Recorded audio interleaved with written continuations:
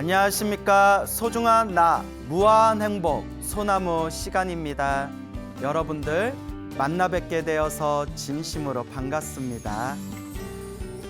2600여 년 전 서가모니 부처님 당시의 일입니다.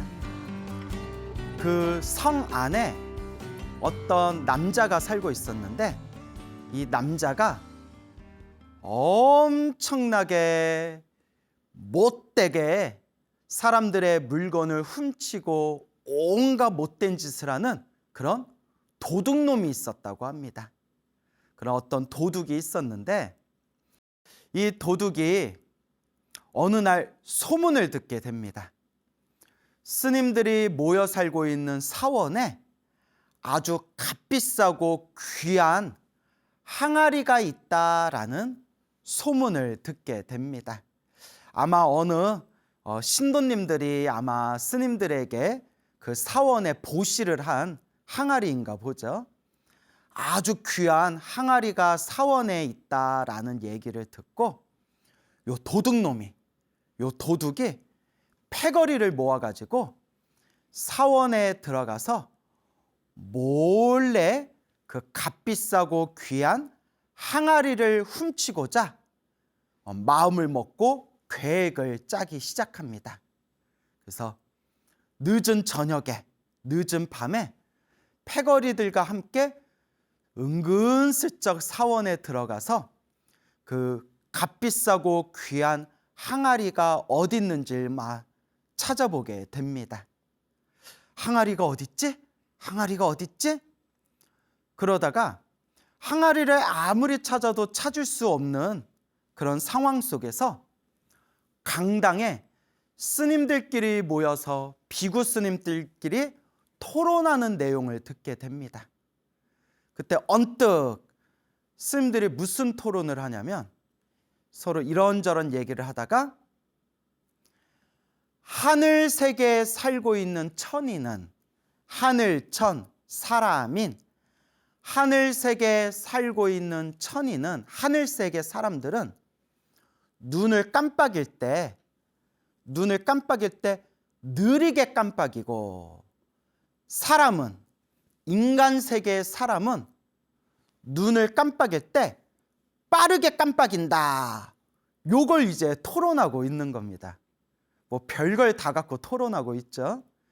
근데 우리 인간 세계 속담에 눈 깜짝할 사이에 라는 표현이 있지 않습니까? 눈 깜짝할 사이에. 그래서 우리가 눈을 빨리 감았다, 빨리 눈을 뜨지 않습니까? 그래서 깜빡하고 이제 눈을 빨리 떴다 감았다 눈을 깜빡거리지 않습니까?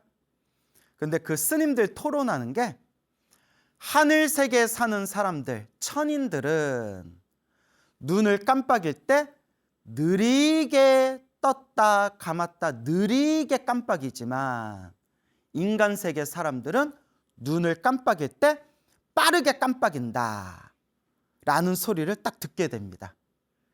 그러니까 이 도둑놈이 참 저 중들은 할 일도 없다. 뭐 별 말 같지도 않은 것 같고 서로 토론하고 있냐? 저 뭐 하는 거야? 뭐 그렇게 생각을 하면서 결국 항아리를 찾지 못하고 사원에서 아무 소득 없이 나왔다고 합니다. 그렇게 좀 시간이 지난 뒤에 그 당시에 그 성과 나라를 다스리고 있는 왕이 있었는데 외국의 어느 상인이 이 왕에게 아주 귀하고 귀한 보물 마니주라는 보석을 왕에게 선물을 올립니다. 그래서 우리 불교 경전에 보면 마니주 혹은 마니보배 마니라는 표현이 나오거든요. 불교 경전에 나오는 보석 중에 가장 으뜸되는 보석을 마니주라고 부릅니다. 마니주. 그 귀하고 귀한 마니주 보석을 선물 받은 이 왕이 탑에 있는 기둥에다가 그걸 딱 걸어놨다고 합니다. 그걸 보고 요 강 큰 도둑놈이 야, 저거 정말 값비싸고 귀하고 세상에서 쉽게 찾아볼 수 없는 보석이구나. 저걸 내가 몰래 훔쳐야 되겠다 해가지고 요 강 큰 도둑놈이 그 왕이 걸어놓은, 기둥에 걸어놓은 보배구슬, 왕이 걸어놓은 그 마니주를 이 도둑놈이 몰래 그걸 훔쳐가게 됩니다. 마니주가 사라졌다는 걸 발견하고 왕이 막 화를 내면서 분노에 떨면서 당장 도둑놈을 잡아라. 당장 도적놈을 잡아라. 이 보석이 어디에 있는지 신고하는 사람에게는 큰 상금을 내리겠다. 현상금까지 내걸어서 요 보배 행방을 찾았지만 몇 날 며칠이 지나도록 이 보석이 어디로 사라졌는지를 찾을 수가 없었다고 합니다. 그럴 때 왕이 걱정과 근심에 깊이 빠져 있을 때 어느 지혜로운 신하가 왕에게 찾아와서 왕에게 이렇게 이제 속닥속닥 거리는 겁니다. 왕이시여, 그 보석을 가져간 도둑이 누군지 절 짐작이 갑니다. 제가 짐작이 갑니다. 그게 누구냐? 왕께서 기둥에다 걸어놓은 그 보석을 훔쳐갈 정도로 강 큰 놈이라면 한 놈밖에 없습니다. 저 성 안에 아무개라는 도둑놈이 있는데 그 도둑놈이 가져간 게 확실할 겁니다. 그러면 당장 잡아와라. 근데 왕이시여, 그놈은 고집이 너무 세고 머리가 잘 돌아가기 때문에 아무리 고문을 하고 아무리 신문을 해도 너무나 고집이 세고 머리가 잘 돌아가서 끝까지 자기의 죄를 고백하지를 않을 겁니다. 그러다가 혹시 죽어버리면 보석의 행방은 영영 찾을 수가 없습니다. 그러니 보석을 찾으려면 그 도둑놈을 살살 잘 꿰어가지고 그 보석이 어디에 있는지, 보석이 어디에다 숨겼는지 그 행방을 알아내는 게 더 중요한 일일 겁니다. 그러니까 왕이 아이고 맞다. 아이고 그대여. 그대의 말이 맞다. 그럼 어떻게 하면 좋겠는가?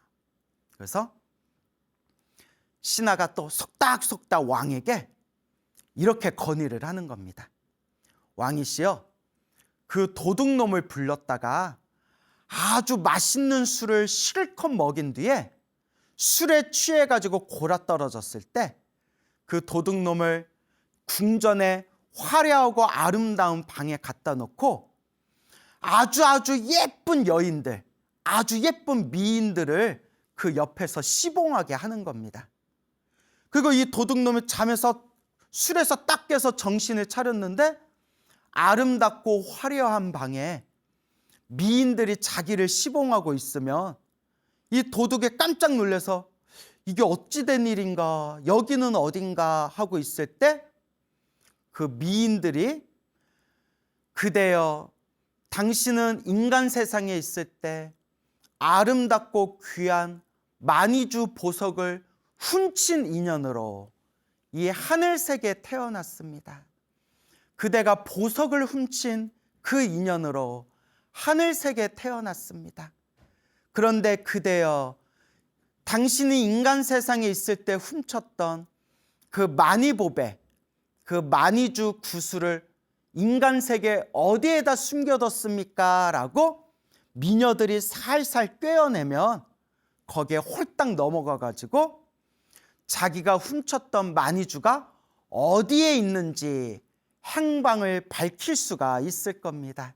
그러니 왕이시여, 이렇게 꾀를 내어서 그 도둑놈에게 보석을 어디에 숨겼는지 알아내는 게 중요할 것 같습니다. 그러니까 왕이 아이고 참으로 좋은 방법이다. 억지로 고문을 하고 신문을 해서 알아내는 것보다 그렇게 꾀를 내서 알아내는 방법이 더 좋을 것 같구나. 그렇게 왕이 허락을 합니다. 그래서 이 지혜로운 신하가 자기 부하들하고 막 이렇게 이제 작전을 짠 뒤에 그 도둑놈을 살짝 불러냅니다. 어찌어찌 도둑놈을 불러낸 뒤에 잔치에 초대를 해가지고 아주 귀하고 아주 맛있는 술을 자꾸 권해서 그 도둑놈이 술을 많이 마시고 꽐라로 만들어버립니다. 꽐라. 우리 술 먹고 정신줄 놓아버리면 야 꽐라 됐다 이러죠. 꽐라 이렇게 정신을 잃어버리게 됩니다.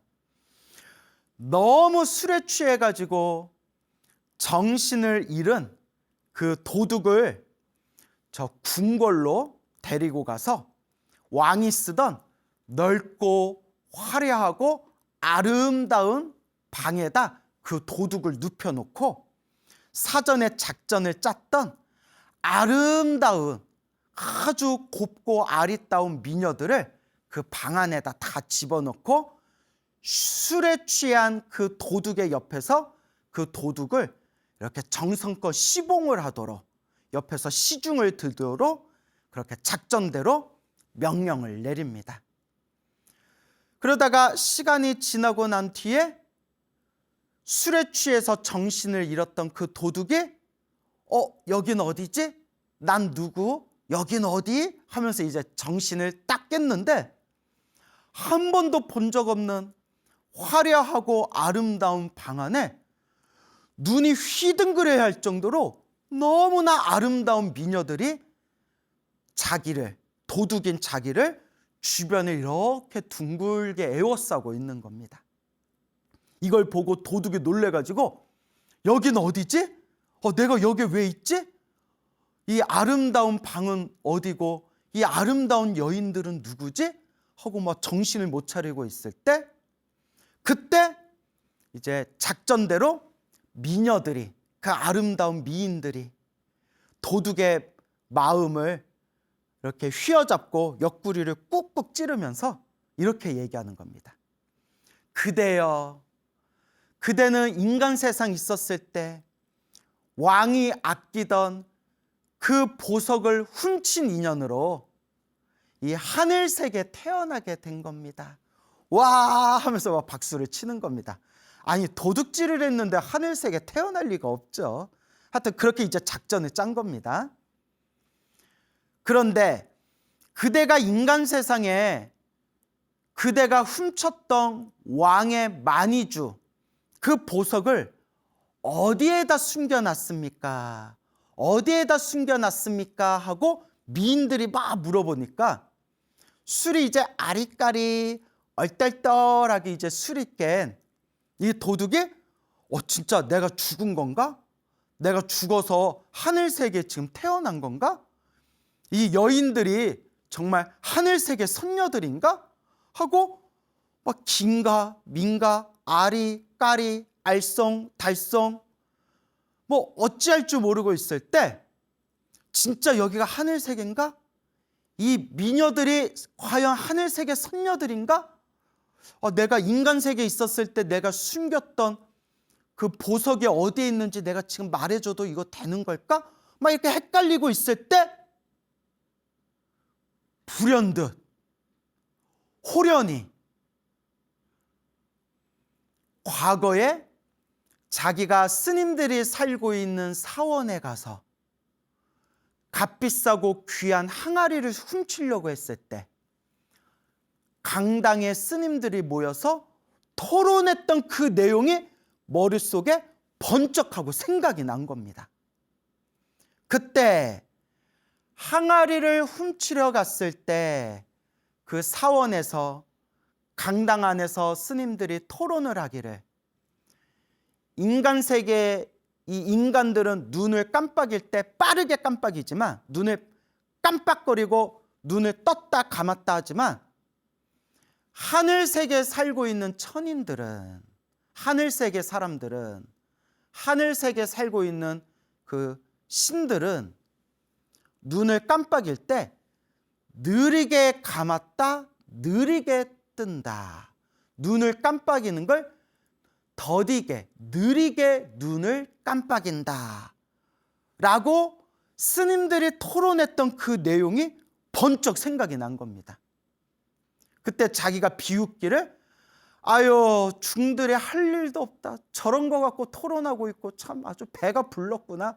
저 뭐 하는 짓이야 저게. 뭐 별 말 같지도 것도 않은 거 갖고 토론하고 있어. 하고 자기가 막 비웃었었는데 비웃었던 그 내용이 도둑의 머릿속에서 번쩍 생각이 난 겁니다.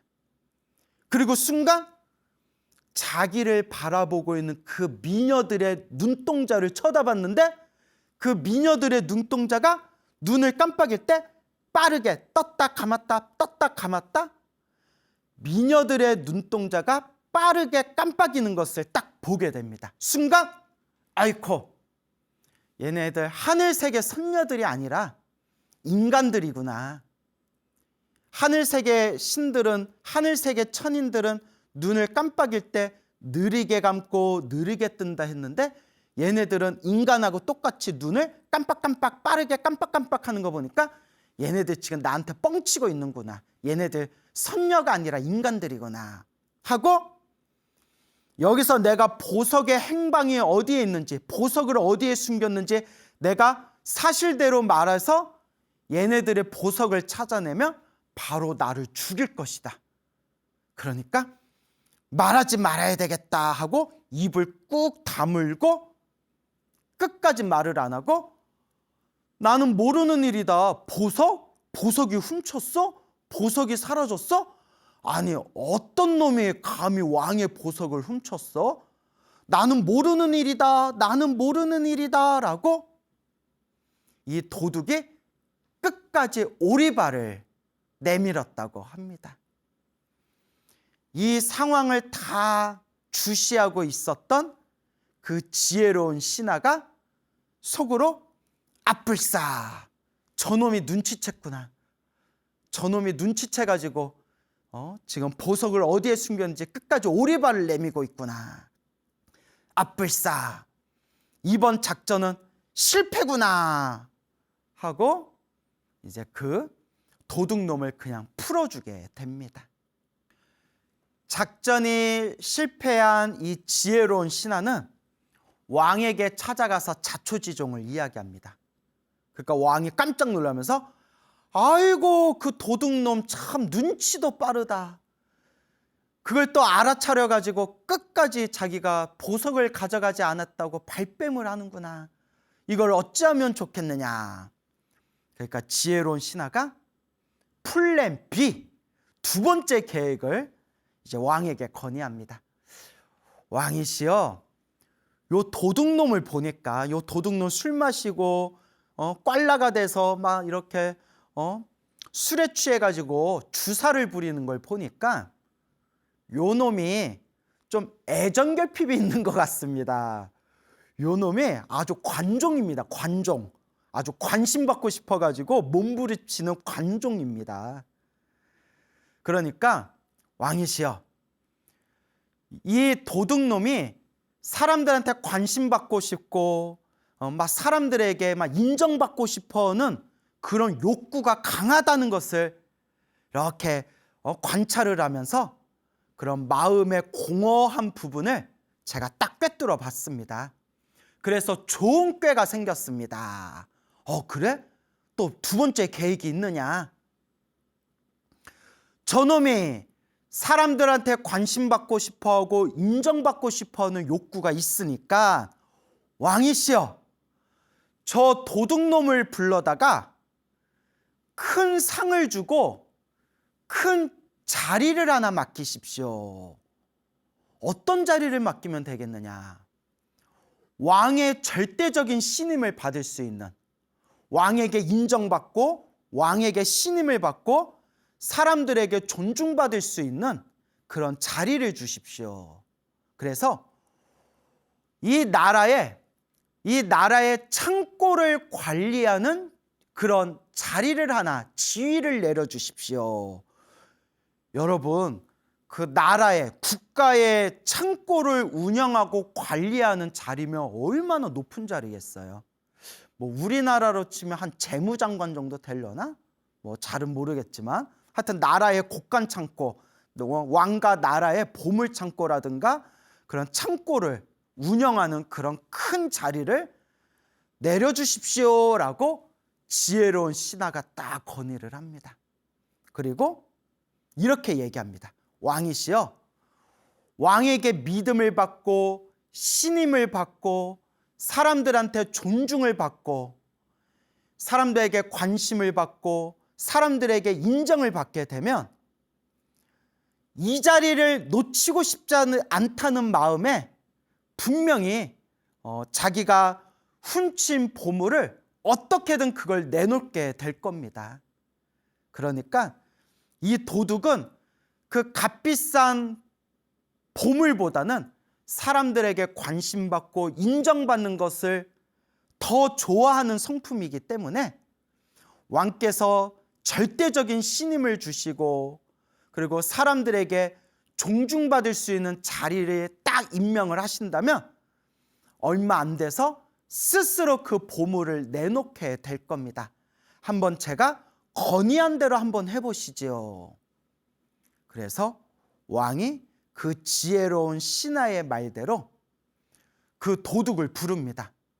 도둑을 부른 뒤에 뭐 말도 되지 않는 별의별 핑계를 대면서 착하다 착하다, 그대 같은 인재가 왜 숨어서 지내느냐, 그대같이 똑똑한 인재는 나라를 위해서 큰일을 맡아야 된다 해가지고 왕이 나라의 창고를 다스리는 높은 자리에 그 도둑을 임명하게 됩니다. 그러니까 도둑이 깜짝 놀라서 야 이게 웬일이냐? 야 이게 웬일이냐? 그리고 몇 개월 동안 왕이 신임을 주고 믿음을 주고 그리고 왕이 절대적으로 그 도둑을 위해서 마음을 쓰고 왕이 어루만져 주니까 이 도둑의 마음도, 높은 자리에 임명된 도둑의 마음도 사르르 이제 녹아가기 시작합니다. 그렇게 몇 개월이 지났을 때 왕이 지혜로운 신하가 시킨 대로 왕이 높은 자리에 임명된 그 도둑을 불러서 이렇게 물어봅니다. 그대여, 내가 그대에게 너무 어려운 짐을 맡겨가지고 살아가는데 힘들지는 않는가? 그러니까 이 높은 자리에 임명된 이 도둑이 아닙니다 왕이시여, 저 너무 행복합니다. 이렇게 왕에게 믿음을 받고 사람들에게 인정받고 사람들에게 존중을 받으니까 제가 지금 너무나 행복합니다. 그러니까 진짜 애정결핍이 좀 있었나 봐요. 그래서 애정결핍이 너무 심해서 뭐 도둑질하고 다녔나 봐요. 그때 왕이 그 도둑에게 이렇게 얘기합니다. 사실은 내가 정말 큰 겉정근심이 있다. 내가 겉정근심이 있어서 잠이 다 오지를 않는다. 왕이시여, 무슨 겉정근심이 있어서 그렇게 괴로워하십니까? 제가 도와드릴 수 있는 일이라면 도와드리겠습니다, 왕이시여. 그러니까 왕이 이렇게 얘기합니다.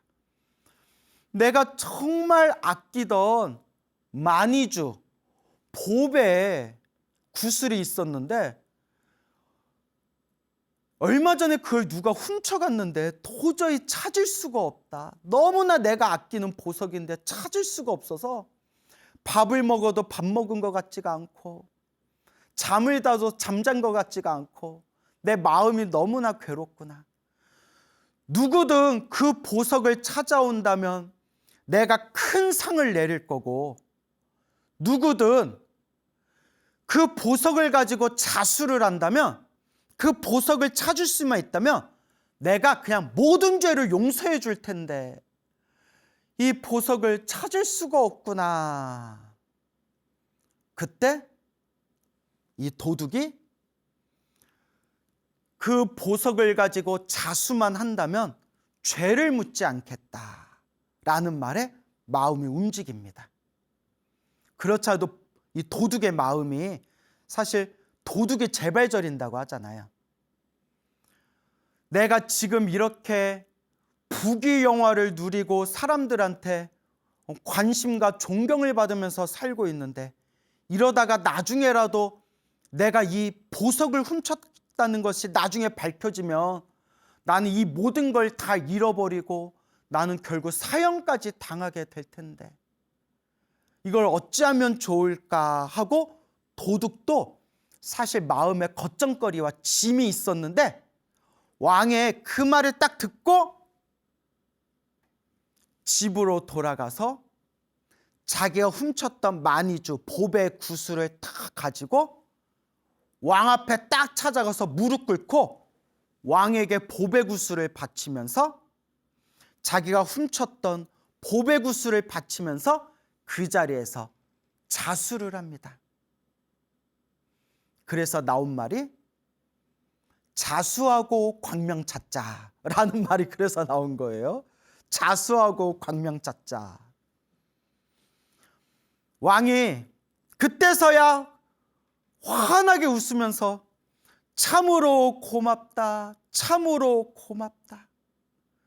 그대가 숨기지 않고 이렇게 진실한 마음으로 자수를 하고 이 보배구슬을 훔쳤던 보배구슬을 다시 가져왔으니 약속대로 그대의 죄를 묻지 않겠노라. 자수하고 보배구슬을 그대로 가져왔으니 전날의 일은 과거의 일은 다 덮어버리고 다시는 죄를 말하지 않겠노라 하면서 왕이 모든 걸 용서하자 이 도둑이 엄청난 감동을 받게 됩니다. 그리고 도둑이 순간 환하게 마음에 느껴진 바가 있어서 왕에게 이렇게 얘기합니다.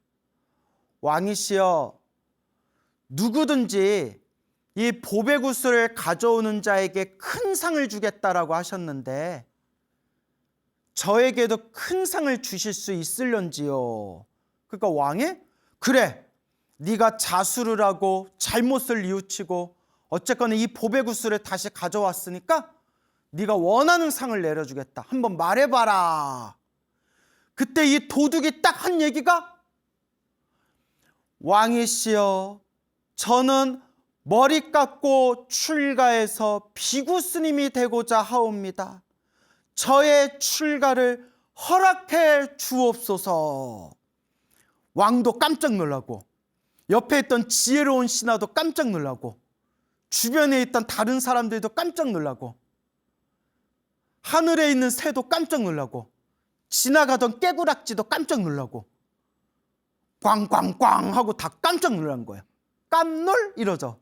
깜짝 놀래가지고 왕이 아니 그대는 지금 나라의 창고를 관리하고 있는 높은 지위에 올라 있고 또 지금 자네는 부귀영화를 누리고 있고 또 내가 그대를 위해서 자수를 하고 구슬을 가져온 그대를 위해서 다시는 그대의 잘못을 내가 논하지 않겠다 약속을 했고 나아가서 그대에게 큰 상을 주겠다라고까지 했는데 뭐가 아쉬워서 머리 깎고 스님이 되려고 그러냐. 이해가 되질 않는다. 왜 그러냐 하니까 이 도둑이 이렇게 얘기합니다. 왕이시여, 곰곰이 제가 생각해 보니까 제가 어쩌면 이렇게 도둑질을 하고 다니다가 사람한테 맞아 죽을 수도 있었을 것이고 또 제가 왕의 구슬을 몰래 훔쳐가지고 그때 술에 취해서 궁전의 아름답고 화려한 방에 있었을 때 그때 미녀들에 둘러싸여 있었는데 그 미녀들이 자기는 하늘에 살고 있는 선녀들인데 그 왕에게 훔쳤던 보석을 어디다 숨겼습니까? 라고 물어봤을 때 하마터면 제가 그 미녀들을 보고 하늘색의 선녀들인 줄 알고 착각해서 왕에게서 훔쳤던 그 보배 구슬을 여기다 숨겼다라고 제가 사실대로 자백을 했으면 저는 그 보배 구슬을 되찾는 순간, 왕께서 보배 구슬을 되찾는 순간에 저는 목이 잘려서 사형을 당할 수 있었을 겁니다. 그런데 그때 스님들이 토론했던 그 짧은 내용, 하늘 세계의 신들은, 하늘 세계에 살고 있는 천인들은 눈을 깜빡일 때 천천히 감았다 천천히 뜨고, 인간 세계의 사람들은, 인간 세계 인간들은 눈을 깜빡일 때 빠르게 깜빡인다. 그 짧은 한 구절, 그 한 내용을 얻어들은 그 인연으로, 그 공덕으로 제가 목이 잘려서 사형에 당하는 것을 피할 수 있었고, 심지어 더 나아가서 비록 왕께서 저 지혜로운 신하와 작전을 짜서 저를 속인 거기는 하지만 저를 높은 자리에 임명을 해주셨고, 나아가서 제가 왕께서 저에게 믿음을 보여주셨기 때문에 제가 왕을 믿고 왕에게 훔쳤던 이 보배구슬을 왕에게 다시 갖다 바치면서 자수를 했던 이 인연으로 저는 인간 세계에서 정말 그 누구도 부럽지 않은 큰 부귀영화를 누릴 수 있는 기회를 가지게 되었습니다. 이 모든 걸 가만히 살펴봤더니 스님들이 계시는 절에 몰래 들어가서 항아리를 훔치려다가 스님들이 토론하고 공부하던 그 한 구절, 그 내용 하나를 얻어들은 공덕으로 이와 같은 큰 행운을 만나게 된 거였습니다. 근데 왕이시여, 제가 하늘 세계 천인들은 눈을 깜빡일 때, 눈동자를 깜빡일 때 천천히 느리게 깜빡이고, 인간 세계 인간들은 눈동자를 깜빡일 때 빠르게 빨리 깜빡인다 라는 그 내용 하나만 배웠는데도 이렇게 엄청난 행운을 얻었는데, 제가 그 스님들이 공부하는 부처님의 가르침을 제가 더 많이, 더 깊이 공부를 한다면 제가 얼마나 더 큰 공덕을 얻겠습니까? 그래서 저는 머리 깎고 출가하고 스님이 돼서 부처님의 가르침을 공부하고자 하옵니다 라고 하니까 왕도 감동을 하고, 옆에 있는 지혜로운 신하도 감동하고, 그 자리에 있는 수많은 사람들도 다 함께 감동하고, 하늘을 날고 있던 새도 감동하고, 지나가고 있던 깨구락지도 감동하고, 모두가 그 자리에 있는 모든 사람들이 감동하고 감탄하게 됩니다. 그때 왕이 이렇게 얘기합니다. 그대의 출가를 왕으로서 허락하노라. 부디 머리 깎고 출가하여 부처님 제자가 되어 수행자가 되었을 때 열심히 수행하셔서 큰 깨달음을 얻어 널리 우리 중생들을 제도해 주십시오 라고 그 도둑의 출가를 허락하게 됩니다.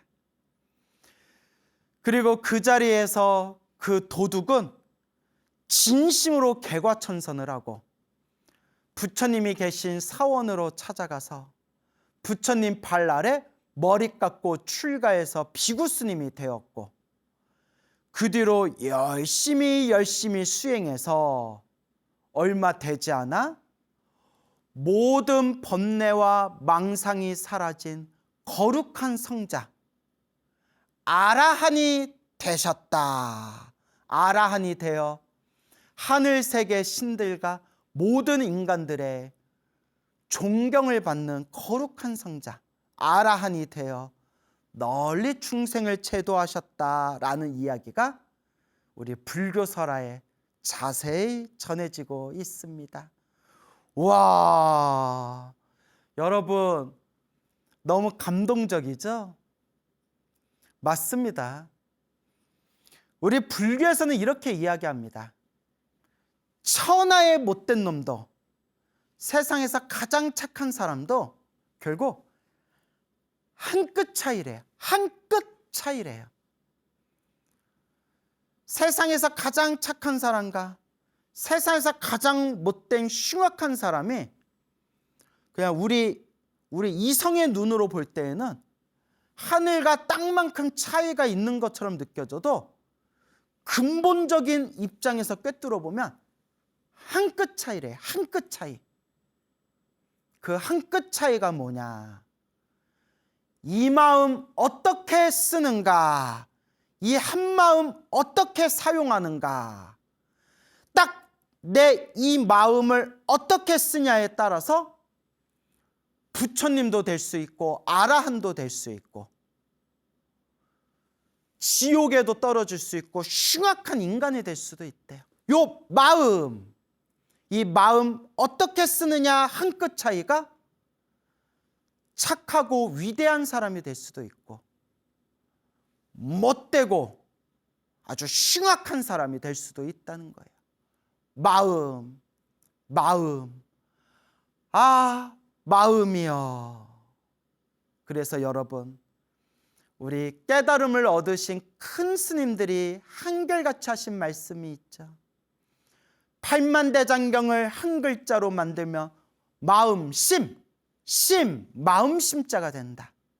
결국 불교의 핵심은 마음, 이 마음을 어떻게 사용하느냐, 이 마음을 어떻게 닦느냐, 이 마음을 어떻게 깨치느냐. 그래서 부처님을 산스크리트어로 붓다라고 부른대요.